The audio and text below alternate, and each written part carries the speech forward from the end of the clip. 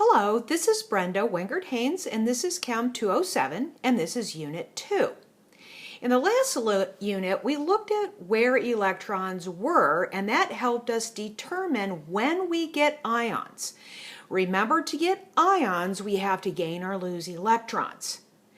In order to be able to move forward, you have to be able to predict which ions form, because in this unit, we're going to be looking at compounds, starting with ionic compounds. So for example, you should know sodium will form a plus charge, calcium a 2 plus, Cl minus, O2 minus, S2 minus, and Br minus. And the formation of these ions is based on the octet rule and where those elements are in the periodic table. Now the transition elements or heavy metals are in the D block.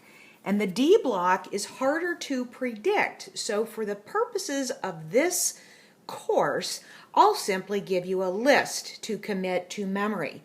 And you will notice that many of these elements have multiple ion forms, such as iron, cobalt, chromium, lead, tin, gold, etc. And you need to commit these to memory. You either know them or you don't. Okay? Now, polyatomic ions are ions made from more than one atom.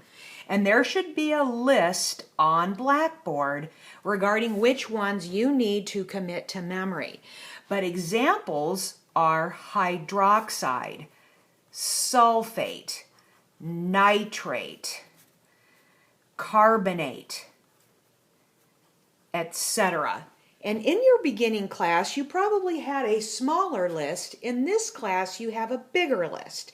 So refer to that list and you need to commit them to memory. The names, the charge, and what elements they are made of. So knowing the ions, we're going to move together on how to make compounds. Now there are ample YouTube videos on this topic.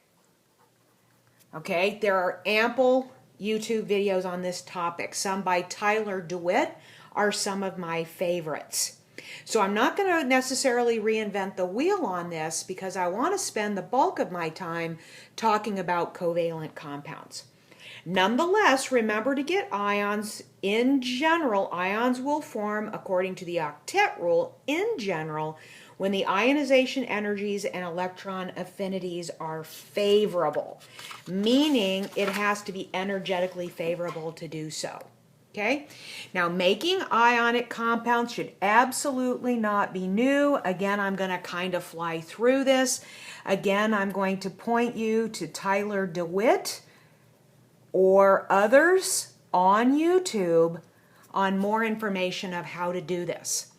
Nonetheless, in order to make an ionic compound, you need to put ions together, which means you need a plus and a minus, which is generally, but not always, a metal, which forms a cation, and a non-metal, which forms an anion.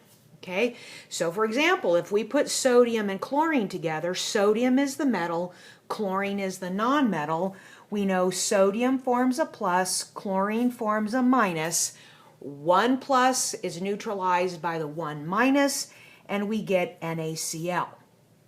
If we put sodium, however, with oxygen, oxygen is a 2 minus. And what that means is that this wants 2 electrons and sodium can only provide 1. That means we need to put 2 sodiums into it to get Na2O. The subscript here means that those elements are bonded together.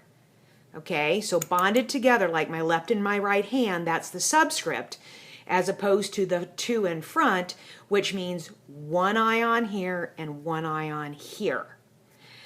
Okay, aluminum and chlorine. Aluminum will form a +3, chlorine will form a -1. That means the chlorine has 3 atoms or electrons to give away, but the chlorine can only accept 1. That means we have to recruit 3 chlorines to get AlCl subscript 3. Okay? Now again, there should be ample exercises and ample videos on Blackboard as well as my own worksheets on how to do this. Okay, so I'm going to move ahead into naming. Once you make something that is ionic, you have to name it, and that is called nomenclature. You're going to name the cation first, and if more than one possible cation exists, you need to tell your reader which one it is. Is it iron 2 or is it iron 3? Is it chromium 2? Is it chromium 3 or chromium 6? Is it lead 2 or is it lead 4? Which one is it? And that is why you have to commit them to memory. Okay? Then you're going to name the anion. If the anion is monoatomic, meaning it's made from one atom, etc., it's the stem plus IDE. So Cl minus is chloride, oxide, nitride, not to be confused with nitrate or nitrite. Don't get them confused. F minus is fluoride, etc. Okay, so again, this is a process. You need to commit the process to memory. Okay, now if the ion is polyatomic, you have to identify the name of the polyatomic ions. So again, you go look in your book, or there should be a list on Blackboard. You need to commit them to memory. And so to get you started, for example, here are a few. OH minus is hydroxide. CO3 2 minus is carbonate. SO4 2 minus is sulfate, sulfite, etc. And there's going to be about 20 of these or so, 20 or so of these for this course. Okay, now your list, you want to be sure to add permanganate, which is MnO4 with a minus charge, and dichromate, which is Cr2O7 2 minus. All right, now your ability to do this is absolutely paramount. So the way that I like to teach this is that we need to have the name, we need to know the ions and how many, and we need to know the formula. All right, now how can you identify an ionic compound? Just by looking at it. In general, you look for a metal plus a non-metal. Okay, so what I will do for the purposes of these video segments is I'll start you on a couple of them, and then I'll have you pause, try them yourself, and then I'll fill in more of them so you can check your answer.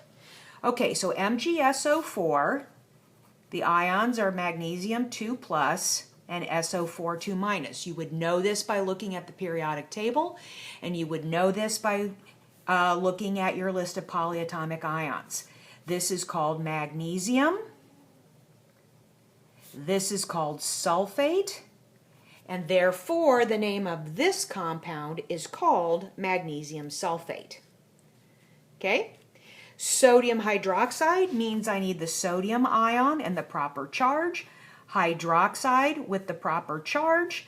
1 plus 1 minus means my formula is NaOH. And therefore, sodium hydroxide would be this substance. On the next page, tin 2 iodide. The Roman numeral 2 means that there are multiple forms. Sn plus 2, iodide is I minus. I would need 2 of them, and my formula is SnI2. So for the purposes of this segment, I'm going to end here. I want you to continue to practice and go to the Blackboard shell and practice those. Come back and check your answers.